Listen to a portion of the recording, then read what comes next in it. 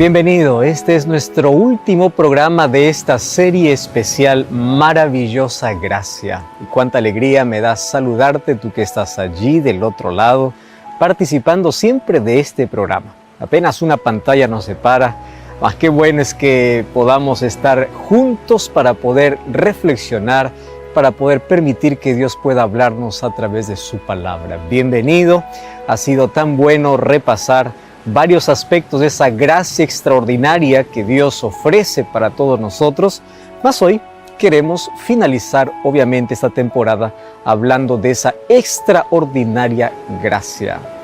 Yo quiero ofrecerte un material precioso preparado para ti, el curso bíblico Dios me oye. A través de este curso bíblico tú vas a comprender verdades extraordinarias sobre la oración y cómo tú puedes tener un mejor relacionamiento con Dios. Tú puedes solicitar este material a nuestro número de WhatsApp, que es el +5512 9810 1460, o también tú puedes ingresar a nuestro sitio web estudielabiblia.com. Allí vas a encontrar este y otros materiales que sin duda van a fortalecer tu fe y tu relacionamiento con Dios. Hoy estamos listos entonces para poder abrir la palabra de Dios. Y bueno, como siempre, antes de poder hablar sobre este tema, pedimos la dirección de Dios a través de una oración. Oramos. Gracias, Señor, te damos por la oportunidad que tenemos de abrir tu palabra. Y pedimos una vez más que tu Santo Espíritu nos guíe en este estudio y que hoy podamos comprender un poco más de esa gracia extraordinaria que tienes para ofrecernos. Permítenos aceptar esa gracia en nuestro corazón y esa gracia pueda traernos paz, alegría, esperanza, pero sobre todo el regalo precioso de tu salvación. Entregamos nuestra vida en tus manos, en el nombre de Jesús. Amén. Muy bien, estamos listos entonces para nuestro tema de hoy. Vamos a abrir la Biblia y vamos a descubrir sobre la extraordinaria y preciosa gracia que Dios nos ofrece. Cuenta la historia de un herrero en la edad medieval que cometió un crimen y fue encarcelado y encerrado en un calabozo. Bueno, deseando escapar, él se puso a examinar la cadena que lo amarraba o que lo sujetaba, esperando encontrar algún defecto que le permitiera romper esa cadena para así poder escapar de la prisión. Pero pronto perdió toda la esperanza, porque se dio cuenta que la cadena era de su propia fábrica de herrería. Así que él siempre se había alabado de que todas las cadenas que él hace, lo hace a la perfección. Toda aquella cadena que salía de su taller no tenía defecto alguno. Entonces, al ver que tenía la marca allí de su herrería y que con esa cadena él se encontraba preso, pues ahora perdió toda esperanza. Resulta que aquella cadena que lo tenía prisionero, él lo había fabricado con sus propias manos. Sabes que de igual manera, todos los seres humanos somos así. Somos esclavos del pecado y estamos atados por nuestra propia cadena que nosotros mismos fabricamos. Sin embargo, por más que intentamos de manera inútil librarnos de esas cadenas usando nuestras propias fuerzas, nunca lo podremos hacer. Quedaremos presos así como este herrero, a menos que alguien de fuera venga y nos liberte quitándonos esas cadenas, porque nosotros no podemos por nuestros propios esfuerzos. Eso representa nuestra vida, ese alguien que puede entrar hasta nuestra prisión, romper nuestras cadenas, hacernos libres, es Cristo. Cristo es el único que puede cortar las cadenas del pecado, las cadenas del pasado. Y es por su inmensa gracia que nosotros entendemos y recibimos el perdón y la salvación. El libro de Romanos capítulo 6, versículo 23 dice: porque la paga del pecado es muerte, mas la dádiva de Dios es vida eterna en Cristo Jesús, Señor nuestro. ¿A qué se refiere con la dádiva de Dios? Esa dádiva se llama gracia. ¿Y qué cosa es gracia? Gracia es una palabra inexplicable.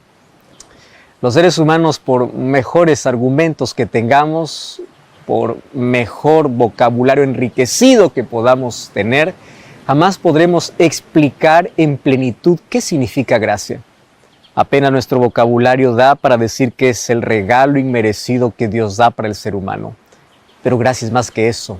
Gracia abarca aspectos fundamentales que tienen que ver con el bienestar completo y la manera como Dios puede transformar el corazón más vil. Cómo Dios puede perdonar a la persona que ha caído en la miseria de la desgracia.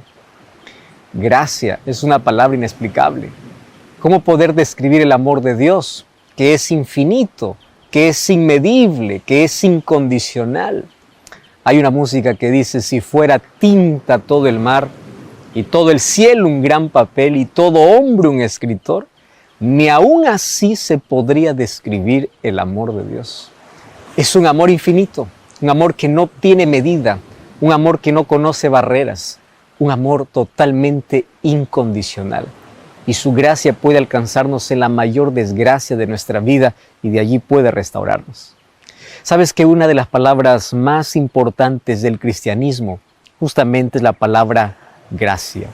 Gracia viene del griego charis, y charis significa un favor, el favor inmerecido de Dios, la manifestación gratuita y espontánea de un amor, pero no de un amor humano, no de un amor egoísta, no de un amor que cause heridas, de ese amor ágape, de ese amor que solamente Dios puede otorgar para el ser humano.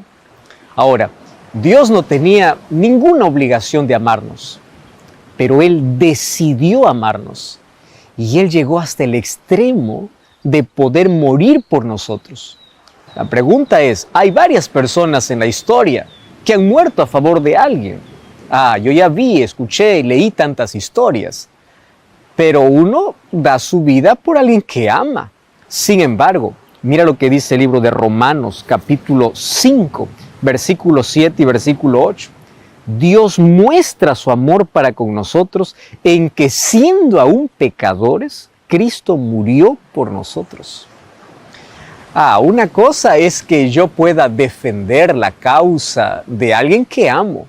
Otra cosa es colocarme en el lugar de alguien que me odia, de alguien que me da la espalda, de alguien que me ignora. Es esa la gracia de Dios, un amor incondicional. Cristo vino a dar su vida, no por aquellos que solamente que le amaban, le apreciaban y le seguían, por todos. Y ese todo incluye el ateo, aquel que niega su existencia, aquel que da la espalda a Dios, aquel que se rebela contra Dios. ¿Cómo poder entender la gracia? Cristo mostrando su amor de manera incondicional, aún sabiendo que el ser humano le iba a ignorar y rechazar, Él da su vida por el ser humano.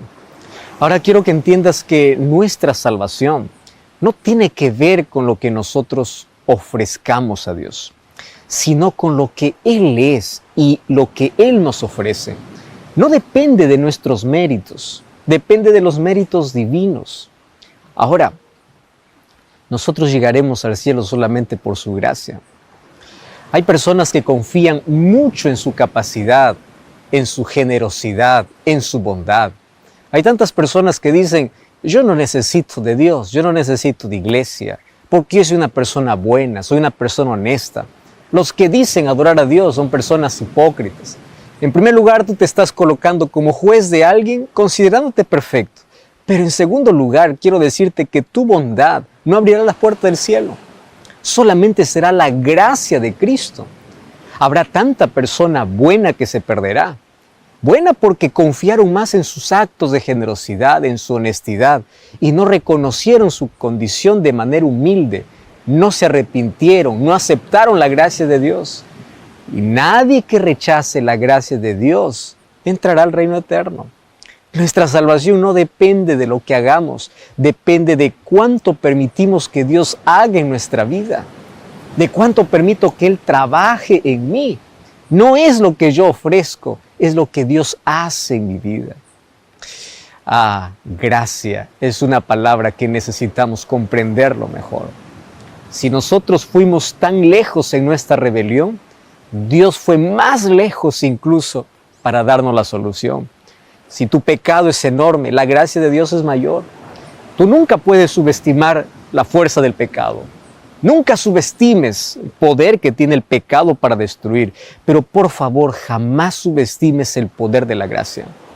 Hay personas que piensan que su pecado es mayor que la gracia de Dios, y no es así. Tú estás subestimando la gracia de Dios, que es mayor que cualquier pecado. La gracia divina es una exageración sagrada.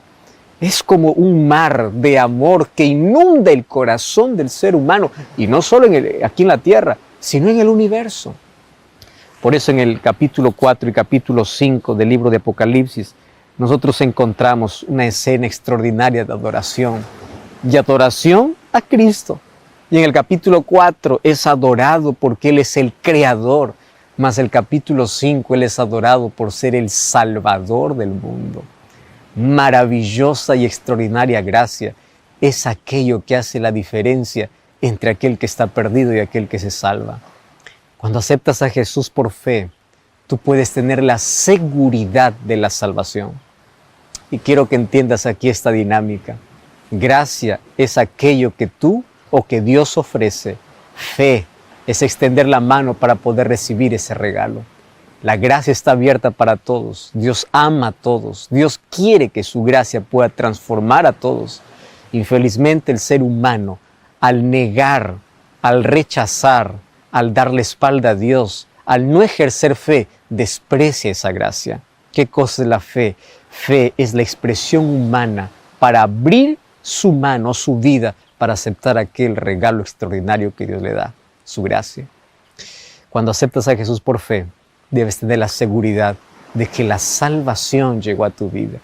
Por eso el libro de Efesios capítulo 2, versículo 8 y al versículo 10 encontramos una expresión extraordinaria del apóstol Pablo.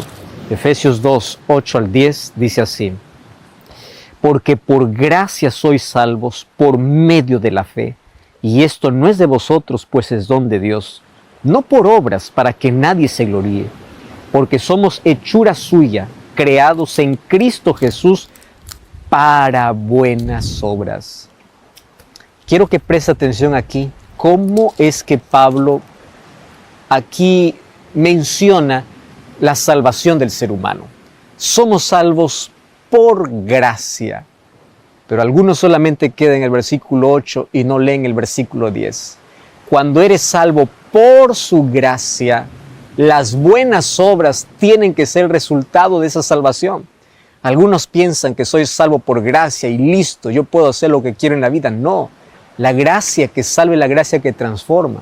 Es la gracia que te coloca en armonía con la palabra de Dios. Es la gracia que te coloca en armonía con la ley de Dios. ¿Y dónde entra eso? Es que eres salvo por gracia para buenas obras. Eso dice el versículo 10. O sea, la causa de la salvación es la gracia de Dios. El resultado de la salvación o la evidencia de la salvación es la obediencia.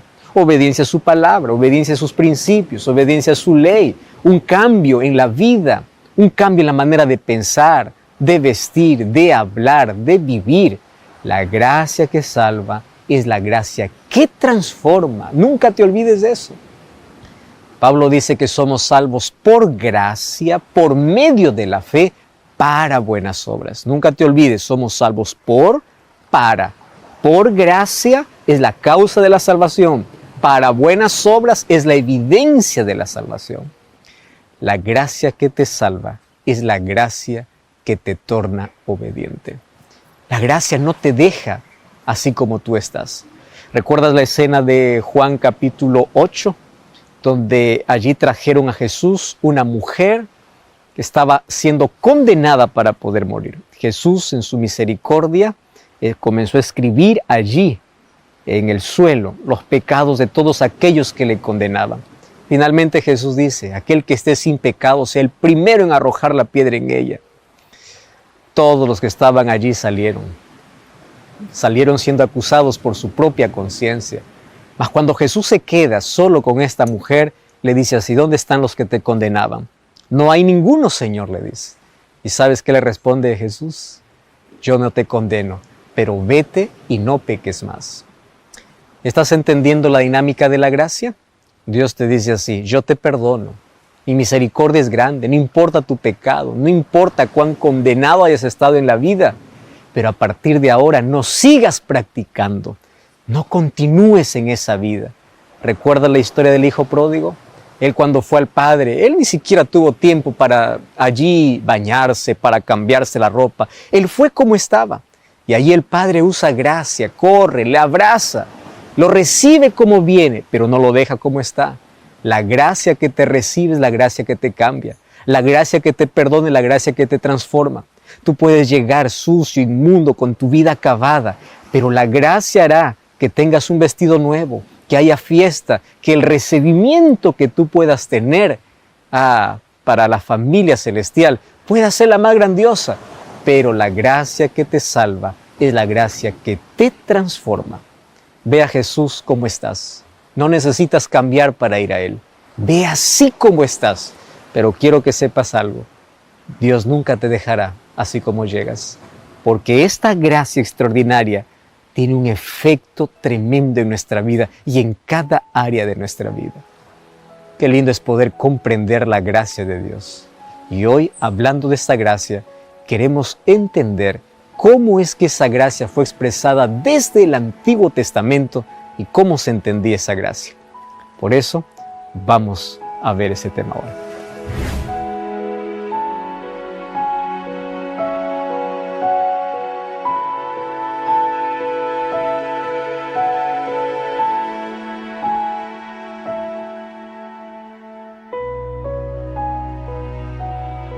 Muchas personas creen que la salvación cambió. En el Antiguo Testamento las personas se salvaban por la obediencia a la ley y en el Nuevo Testamento solamente por la gracia.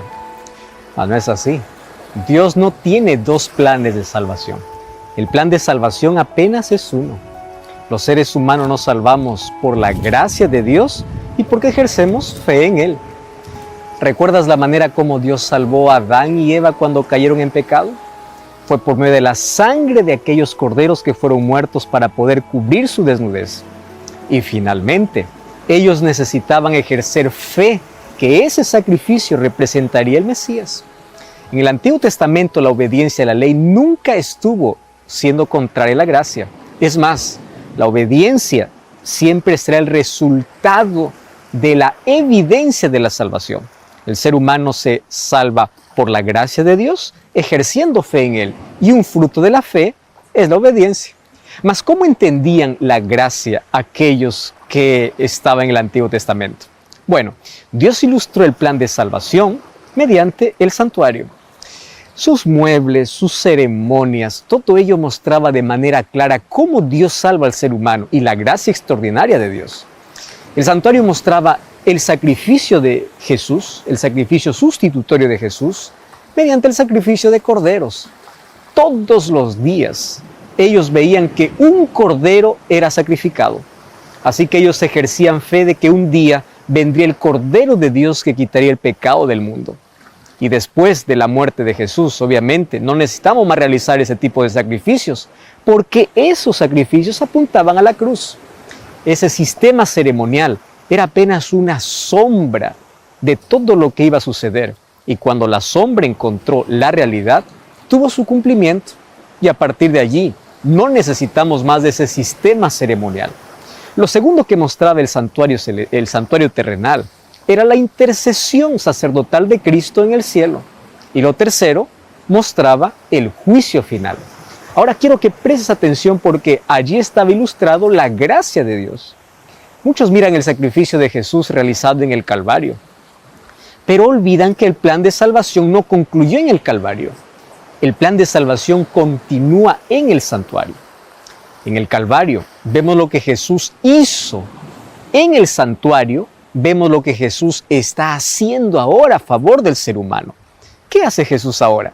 Miremos al santuario terrenal, porque allí Dios mostró con claridad el plan completo de salvación. No solamente miremos el Calvario de un sacrificio ya realizado, sino miremos el santuario donde Jesús continúa realizando una obra a favor del ser humano. Mira, en el santuario terrenal, el sacerdote realizaba un sacrificio continuo, mañana y tarde. ese sacrificio representaba la muerte de Jesús. Ahora, más allá existía también un sacrificio especial, que era una vez al año, que era el 10º día del 7º mes. En ese día se realizaba la purificación del santuario. Ese día era un día de juicio, y todo aquel que no había confesado sus pecados, ese día moría. Ahora, ¿cómo se cumple esto en el ministerio de Cristo? Vamos entonces por partes. Todos aquellos sacrificios que morían día a día representaba Jesús muerto en el Calvario. Pero Jesús no solamente murió, Él resucitó. Y cuando Cristo ascendió al cielo, que fue en el año 31, ¿a dónde entró? Al santuario. Cuando vamos al libro de Hebreos, capítulo 8, versículo 1 y versículo 2, dice así: ahora bien, el punto principal de lo que venimos diciendo es que tenemos un sumo sacerdote, el cual se sentó a la diestra del trono de majestad en los cielos, y es ministro del santuario, de aquel verdadero tabernáculo que levantó el Señor y no el hombre. ¿Qué cosa está diciendo? ¿A dónde Cristo entró entonces? Al santuario. Y allí comenzó su labor de intercesión. Mas Él no necesitaba presentar sacrificios como los sacerdotes terrenales, porque su sacrificio fue completo. Él comenzó a aplicar allí su sacrificio realizado a favor de aquellos que creen en Él, de aquellos que lo aceptan como Salvador. Es por eso que, aunque Jesús murió por todos, no todos se salvan, sino solamente aquellos que aceptan el sacrificio de Cristo y Cristo intercede a favor de ellos en el cielo, aplicando su sacrificio a favor de ellos. 1 Timoteo capítulo 2, versículo 5, dice que hay un solo Dios y un mediador entre Dios y los hombres. ¿Quién es? Jesucristo hombre. Si vamos al libro de Primera de Juan, capítulo 2, versículo 1, dice: hijitos míos, estas cosas escribo para que no pequéis. Si alguno hubiere pecado, tenemos un abogado. ¿Quién es ese abogado? Jesucristo, el justo. Ahora, quiero que entiendas una cosa. Todo pecado confesado es perdonado porque Cristo es nuestro intercesor, por el sacrificio que realizó en la cruz, pero por la obra que Él continúa haciendo en nuestro favor. Ahora, ¿qué sucedía en el santuario terrenal una vez al año? El santuario era purificado. ¿Purificado de qué? Durante todo el año. El pecado era transferido mediante la sangre que entraba al santuario. ¿Cómo lo entendemos esto? Cada vez que el pecador reconocía su pecado, llevaba una ofrenda de sacrificio y antes de sacrificar el cordero, colocaba su mano sobre la cabeza y de manera simbólica el pecado era transferido al cordero. Y ese cordero moría en lugar del pecador. Y esa sangre era llevado dentro del santuario. De esa manera, el santuario era contaminado por el registro de pecado que quedaba allí durante todo el año hasta el día de purificación o de limpieza, que era una ceremonia especial que se realizaba el 10º día del 7º mes, que era el mes de Tishri. Ese era un día de juicio. Ahora, cuando vamos al libro de Daniel capítulo 8, versículo 14, habla de la purificación del santuario. Mas, ¿de qué santuario está hablando? ¿Del santuario terrenal? Ya no, porque el santuario terrenal fue destruido en el año 70 y la profecía apuntaba para el tiempo del fin. La profecía aún es más larga, porque Daniel 8:14 habla de 2300 tardes y mañanas, que en profecía representan 2300 años, y dice que el santuario sería purificado. Ese sería el santuario celestial, no más el santuario terrenal. Mas allí viene la pregunta: ¿es necesario que esto suceda en el cielo? ¿De qué tiene que purificarse el santuario celestial? Mira lo que dice el libro de Hebreos, capítulo 9, versículo 23. Dice así: fue pues necesario que las figuras de las cosas celestiales fuesen purificadas así, pero las cosas celestiales mismas con mejores sacrificios que estos. Cuando dice con mejores sacrificios, ya no es más con sacrificio de corderos, sino con el sacrificio de Cristo. Entonces, ¿cómo fueron purificadas las cosas celestiales? Con el sacrificio de Jesús. Eso significa que en un momento de la historia, Cristo comenzaría una obra de limpieza. ¿Más limpieza de qué? de registros de los pecados que fueron confesados y fueron perdonados. Y según la profecía de Daniel 8:14, esto comenzó en el año de 1844. Si tú quieres conocer un poco más sobre este tema, puedes buscar un programa de Biblia Fácil donde explico Daniel capítulo 8 y la profecía de las 2300 tardes y mañanas. Ahora, quiero que entiendas que a partir de esa fecha, Jesús asume una nueva función, no solo de intercesor, sino también de juez, porque recuerda que en el santuario terrenal, ¿qué sucedía? Un juicio. Entonces comienza un juicio que favorece al pueblo de Dios. ¿Y por qué favorece? Porque el juicio no es para tener miedo. Si Cristo es nuestro abogado y lo hemos aceptado como nuestro intercesor y salvador, Él nos perdona. Son sus méritos que nos salvan. Mas es necesario el juicio para determinar de entre todos aquellos que dicen ser creyentes o creer en Dios, si realmente han aceptado su gracia, si realmente viven en obediencia, en armonía con su palabra. Porque no solamente decir, yo acepto a Jesús, voy a la iglesia y listo, no. Jesús dijo en Mateo capítulo 7:21. ¿Qué cosa dijo allí? No todo el que me dice Señor, Señor entra en el reino de los cielos, mas todo aquel que hace la voluntad de mi Padre. Yo acepto la gracia de Dios, es la gracia que me salva, pero la gracia me torna obediente, la gracia transforma mi vida, la gracia da evidencias de que soy restaurado y salvo por Cristo. No solamente es, soy salvo por gracia y listo. No todo el que me dice Señor, Señor entra en el reino de los cielos, sino aquel que hace la voluntad de mi Padre que está en los cielos. Por eso es necesario una obra de juicio. Ahora, muchos pueden mencionar el nombre de Dios, mas no han permitido que la gracia de Dios transforme su vida, a tal punto de ponerle en armonía su vida con la palabra de Dios y con su ley. En ese juicio se determina nuestra salvación. El tema del juicio es un tema que se habla en toda la Biblia. Jesús dijo que seremos juzgados inclusive por nuestras palabras y nuestras acciones. Eso dice Santiago 2:10. Y Santiago 2:10 dice que el código moral de ese juicio será la ley de Dios. Si tú lees Santiago 2:10 al 2, incluso menciona mandamientos de Dios basados en Éxodo capítulo 20. Y lo llama la ley de la libertad, porque la ley nunca fue dado mientras el pueblo estaba en la esclavitud, fue dado cuando los libertó. Ahora, esa ley tiene principios. ¿Principios de qué? De amor. ¿A quién? A Dios y al prójimo. Por eso es que el enemigo odia tanto la ley de Dios. Por eso es que Salomón incluso escribió en el libro de Eclesiastés capítulo 12, versículo 13, dice así: teme a Dios y guarda sus mandamientos, porque esto es todo del hombre, porque Dios traerá toda obra a juicio. Es decir, hoy estamos viviendo ese juicio y necesitamos aceptar la gracia de Dios y permitir que la gracia de Dios nos coloque en armonía con su palabra y con su ley. Sin embargo, en Apocalipsis capítulo 14, versículos 6 y 7, hablando acerca del tiempo del fin, hay un llamado para nuestros días. Y dice así: adorad a Dios porque la hora de su juicio ha llegado. Es decir, ha comenzado. Es decir, el juicio ya comenzó. Pero los que aman a Dios no temen el juicio, porque cada vez que confiesan sus pecados y se arrepienten y aceptan el sacrificio de Jesús, ellos no son condenados, ellos son perdonados. No existe un pecador que acepte la gracia de Dios y no sea perdonado, no importa cuán grande sea el tamaño de su pecado, porque mayor que su pecado siempre será la gracia de Dios. Ahora, mientras Cristo continúe siendo nuestro intercesor, hay oportunidad para todo ser humano. Pero no siempre Jesús estará allí.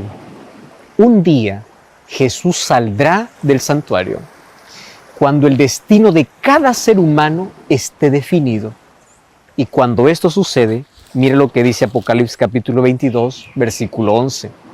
El que es justo, siga justo. El que es injusto, siga injusto. ¿Por qué? Porque no hay más oportunidad. Los casos de la humanidad están decididos. No habrá más intercesor. La gracia en el cielo habrá terminado. Y cuando Jesús concluye el juicio en el cielo, vendrá a esta tierra para recompensar a cada uno conforme fuese su obra, dice Apocalipsis 22:2. Entonces, cuando Jesús dice que cada uno tendrá una recompensa por su obra, recuerda una cosa: somos salvos por gracia, pero somos juzgados por obras. Y Él vendrá a recompensar a cada uno según como fuese su obra. ¿Qué obra? La obra que Dios hizo en el corazón de aquellos que aceptaron su gracia. Por eso, la causa de la salvación es la gracia de Dios. Pero la obediencia a la ley de Dios y a sus principios es la evidencia de la salvación. Por eso es necesario un juicio. Ahora, cuando Jesús regrese, significa que todo está determinado. La recompensa para cada ser humano está en base a las decisiones que tomó, las oportunidades que despreció o aceptó, o la gracia que aceptó. Ahora, yo quiero decirte algo tan importante ahora. No sabemos cuándo Jesús saldrá del santuario y cuándo termine la gracia para la humanidad. Pero quiero decirte que mientras el Evangelio siga siendo predicado y mientras el Espíritu Santo continúe trabajando en la mente del ser humano, es porque aún existe gracia. Mas llegará un día en que no habrá más oportunidad. Nadie más te suplicará. Por eso es que la Biblia es claro cuando dice en el libro de Hebreos capítulo 3, versículo 15, si oyeres hoy su voz, no endurezcáis vuestros corazones. No juegues con las oportunidades que Dios te da. No postergues la oportunidad de salvación, porque un día la puerta de la gracia se cerrará. Y quiero que sepas que aquello que Dios cierra, nadie puede abrir. No sabemos cuándo sucederá. Lo que sabemos es que cuando la gracia se cierre, no habrá más oportunidad de arrepentimiento. Por eso es que hoy la gracia está disponible. Es hoy que nosotros necesitamos aceptar aquella gracia extraordinaria. Es ahora que nuestro corazón tiene que estar rendido al Señor. Y cuando tú aceptas esa gracia, recuerda que la gracia que salva es la gracia que transforma. ¿Ya permitiste que esa gracia transforme tu vida? Mas ahora yo quiero conversar contigo un asunto interesante. ¿Cuándo es que esa gracia puede cerrarse para el ser humano? No solamente es cuando Jesús termina su obra en el cielo, mas hay otros dos eventos en la vida del ser humano donde esa gracia se puede cerrar. Por eso, mientras eres sensible a la voz de Dios, escucha su voz. No juegues con las oportunidades que Dios te da. Acepta hoy la gracia en tu corazón, porque ahora veremos cuándo podemos perder esa gracia.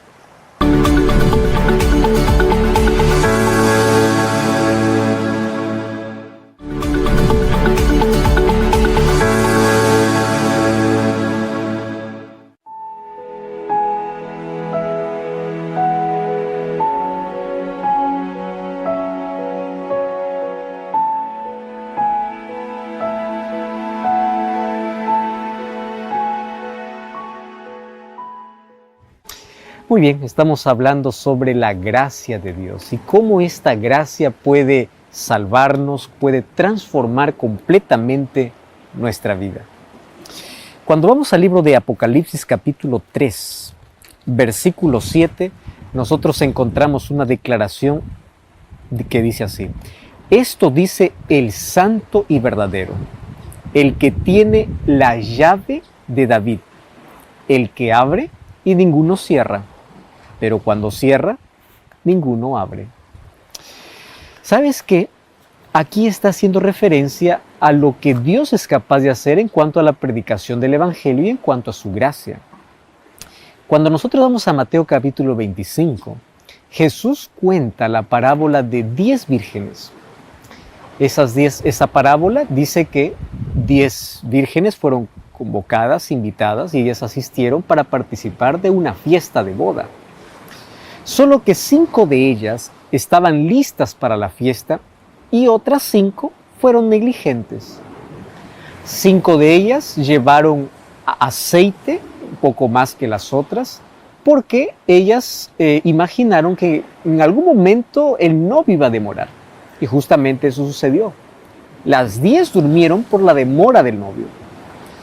Y cuando a la medianoche llegó el novio, solamente 5 estaban listas para recibir, y a las otras les faltaba el aceite. Cuando despertaron, ellas se desesperaron y dijeron: por favor, préstenos de su aceite. Mas ese aceite representa la comunión con Dios, el Espíritu Santo en la vida. Y esa experiencia no se puede prestar, no se puede comprar, no se puede vender. Entonces ellas no podían pasar el aceite para las otras. Vayan y consigan, le dice. Pero mientras ellas iban, vino el esposo, cerró la puerta. Y cuando cerró la puerta, solamente las que estaban preparadas entraron. Lo interesante es que las otras 5, cuando regresaron, tocaron la puerta y de adentro se escuchó una voz que decía: no los conozco. La puerta ya estaba cerrada. Jesús dijo también que su venida sería como en los días de Noé. Y cuando nosotros vemos los días de Noé, que son ya muy parecidos a nuestra época por la violencia, por el dolor, por la inmoralidad y por todo ello. Mas hay un detalle interesante. Cuando Jesús dice en Mateo capítulo 24, versículo 37 al 39, como en los días de Noé será su venida, porque antes que Noé entrase en el arca, recordemos que Dios cerró la puerta. Mira lo que dice el libro de Génesis capítulo 7, versículo 16. Génesis capítulo 7, versículo 16. El texto dice así: y cuando los animales entraron, macho y hembra de toda carne vinieron, como Dios había mandado, Jehová cerró la puerta. No fue Noé quien la cerró, fue Dios quien la cerró. Por eso es que por más intento que ellos hacían para poder abrir la puerta, para salvar a aquellos que estaban fuera del arca cuando llegó el diluvio, no podían. Porque aquello que Dios cierra, nadie abre. Aquello que Dios abre, nadie cierra. ¿Recuerdas el texto de Apocalipsis capítulo 3? Ahora, fue Dios quien cerró la puerta antes que caiga el diluvio. Y la gente no sabía que esa puerta había sido cerrada por Dios. Lo mismo sucederá hoy en este tiempo del fin. Nadie sabe cuándo Jesús volverá, pero antes del regreso de Jesús, la puerta de gracia se cerrará. Y nadie sabe cuándo ocurrirá ese día en el cielo. Más sabemos que existen otras 2 maneras en que pueden terminar las oportunidades y la gracia también se puede cerrar para nosotros. ¿Cuáles son esas 2 otras oportunidades que pueden ser terminadas? La primera la encontramos en el libro de Mateo capítulo 12, versículo 31 y versículo 32. Fíjate lo que dice Mateo capítulo 12, versículo 31 y versículo 32. Dice: todo pecado será perdonado a los hombres, menos uno, ¿cuál? El pecado contra el Espíritu Santo. Muchas personas obviamente están muy preocupadas con esta expresión. Primero tenemos que analizar las palabras de Jesús. Todo pecado. ¿Qué cosa es todo? Todo. Al todo no excluye nada. Mas, ¿qué significa el pecado contra el Espíritu Santo?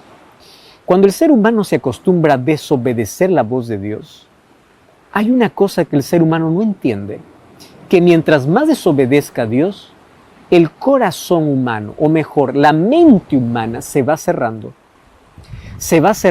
y se va volviendo cada vez más insensible, a tal punto que el pecado forma parte de su vida, y pierde la conciencia de pecado, pierde la necesidad de perdón. Y mientras no haya perdón, no hay salvación. Para que haya perdón, se necesita confesión y arrepentimiento. Entonces, un corazón endurecido por tanta desobediencia ya no tiene más necesidad de Dios. Entonces, como no hay confesión y arrepentimiento, tampoco hay perdón. El Espíritu Santo no puede más trabajar. Pecado contra el Espíritu Santo no es un acto, es un proceso, un camino de desobediencia a tal punto de perder la sensibilidad. Hay personas que dicen: pastor, ¿yo ya habré pecado contra el Espíritu Santo? Y la respuesta es simple: mientras tú estés incómodo con tu vida y mientras tú creas que has pecado y reconozcas tu condición, aún no has pecado contra el Espíritu Santo. ¿Por qué razón? Porque el único que te puede llevar al arrepentimiento y a ver tu condición pecaminosa es el Espíritu Santo. El Espíritu Santo hace un trabajo extraordinario, pero Él no puede forzar, no puede obligar. Entonces, pecado contra el Espíritu Santo no es una acción, es el continuo rechazo, donde te acostumbras a abrazar el pecado y a despreciar a Cristo. Entonces llega un momento en que en lugar de arrepentirte, comienzas a justificar el pecado. Y así el pecado no es confesado. Y si no es confesado, no es perdonado. Pero mientras tengas necesidad de cambiar, el Espíritu Santo continúa trabajando en tu vida. Pero si tú continúas desobedeciendo o no escuchando su voz, te vuelves en un sordo espiritual. Pierde la sensibilidad a tal punto que no tiene más necesidad de arrepentimiento. No tienes más incomodidad por el pecado. Y cuando el ser humano se acostumbró al pecado, rechaza abiertamente la gracia de Dios. Y la gracia de Dios no puede hacer más ningún efecto en la vida. Por más que Dios ofrezca su gracia y su perdón, el ser humano no tiene más necesidad de Él. Mucho cuidado. Por eso, mientras escuchas la voz de Dios, mientras eres sensible a la voz del Espíritu Santo, arrepiéntete. Vuelve a Cristo. No juegues con el pecado. No continúes en tu camino. Qué peligroso es que pueda llegar ese momento y el ser humano no es consciente de ello. Ahora, hoy existe arrepentimiento de pecado porque el Espíritu Santo actúa. Mas un día, cuando la gracia se termine en el cielo, el Espíritu no más trabajará, no más hablará al corazón humano. Y cuando esto suceda, quedará bajo el completo dominio de Satanás. Por eso la Biblia dice, no desprecie la gracia de Dios y si oyeres hoy su voz, no desprecies o no rechaces en tu corazón. Existe otro momento cuando la gracia termina para todo ser humano. Y esa gracia termina cuando llega la muerte. Todos sabemos que vamos a morir, mas nadie sabe cuándo. ¿Qué cosa necesitas para morir? Solo estar vivo. Es suficiente. No necesitas tener edad, tener una enfermedad. Hay personas que están tan sanas y mueren. Y hay personas que pueden estar tan enfermas y siguen viviendo. Así que la muerte es un camino por el cual todos los seres humanos estamos yendo, estamos caminando. Ahora, mientras tengas vida, existe gracia. Mientras estás vivo, tú puedes tomar la decisión de aceptar la gracia de Cristo. Pero cuando la muerte llega, no hay misa que te salve. No hay oración que te salve. Porque la salvación es un asunto de elección, de decisión. Nadie llegará al cielo sorprendido diciendo, ¿qué hago aquí? Uno llegará consciente de que aceptó las oportunidades que Dios le dio mientras Él estaba en vida. Ahora entiendes, la gracia se acepta cuando uno está vivo. Nadie sabe por eso cuándo es la última vez que escucha una invitación de Dios. La muerte llega de manera inesperada y nuestra vida es como la neblina, dice el apóstol Santiago. Quiero que sepas que la salvación es en vida. De muerto ya no hay gracia. No hay oración que pueda salvarte, porque la salvación es un asunto de elección en vida. Por eso la Biblia dice en el libro de Deuteronomio capítulo 30, versículo 19 y versículo 20, dice así: Hoy he puesto delante de ti la vida y la muerte. Mas antes dice, a los cielos y a la tierra llamo por testigos, que he puesto delante de ti la vida y la muerte, la bendición y la maldición. Escoge la vida para que vivas tú y tu descendencia. ¿Y de qué manera el ser humano escoge la vida? Es interesante lo que dice el versículo 20. El versículo 20 dice así: amando a Jehová tu Dios, escuchando su voz y siguiéndole a Él, porque Él es vida para ti. ¿Te das cuenta? Amar a Dios, escuchar su voz y seguirlo. Es así como nosotros demostramos que amamos la vida, porque Él es vida. Dios ofrece su gracia y la salvación para todos, pero Él no te puede obligar a aceptar. La salvación es un asunto de elección. Nadie irá al cielo siendo obligado.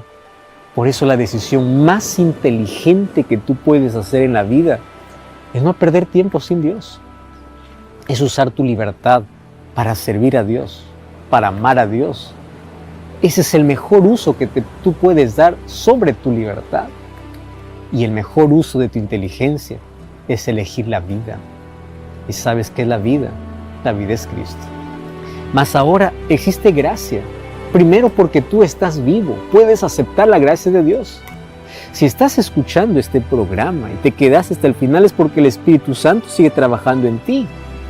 Y no has pecado aún contra el Espíritu Santo. Y todavía hay gracia en el cielo, porque el Evangelio sigue siendo predicado. La pregunta es, ¿quedarás indiferente a esa gracia? Cómo me encanta la invitación que hace el apóstol Pablo cuando escribe Hebreos capítulo 4, el versículo 16. Esta invitación es para toda la humanidad. Y Hebreos capítulo 4, versículo 16 dice, acerquémonos pues confiadamente ante el trono de la gracia para encontrar misericordia y oportuno socorro. ¿Sabes por qué encontramos misericordia? Porque ahí está Jesús como nuestro intercesor. Acerquémonos a ese trono de la gracia.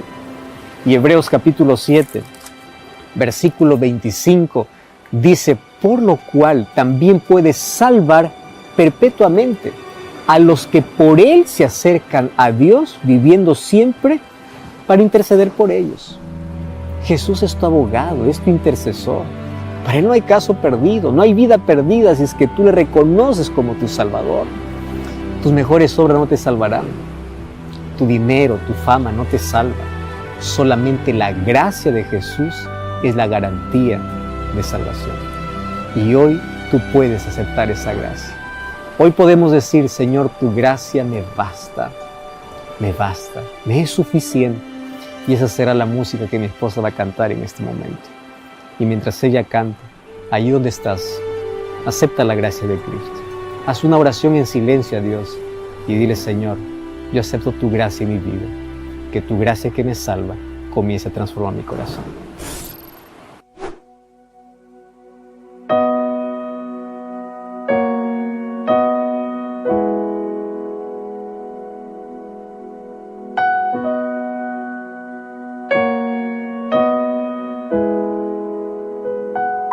Señor Jesús, yo quiero tu gracia, tu perdón es todo para mí.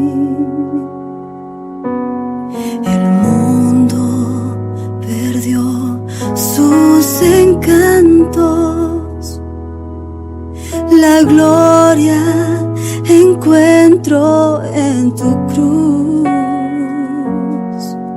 Tu gracia me basta, Señor.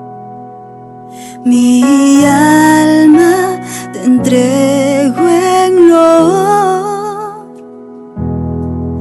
Transforma mi vida, dame un nuevo corazón, Señor.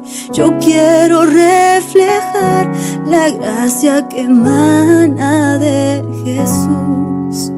Fui salva por tu gracia.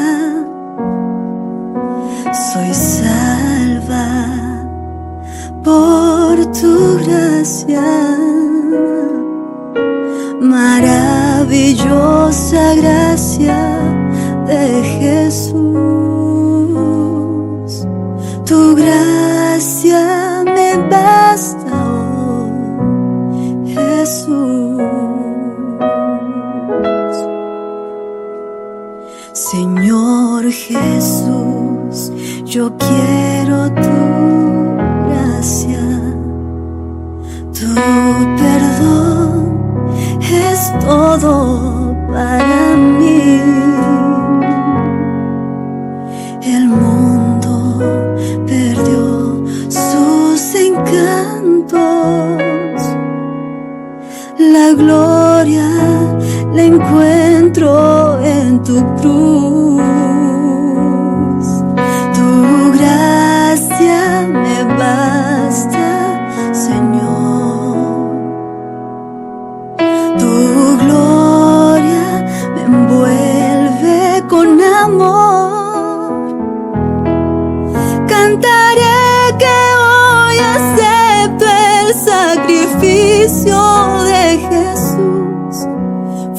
salva por la sangre que vertió por mí en la cruz. Tu gracia me basta, Señor. Mi alma te entrego en loor. Transforma mi vida, dame un nuevo corazón, Señor. Yo quiero reflejar la gracia que emana de Jesús. Fui salva por tu gracia, soy salva por tu gracia. Maravillosa gracia de Jesús, tu gracia me basta hoy, Jesús.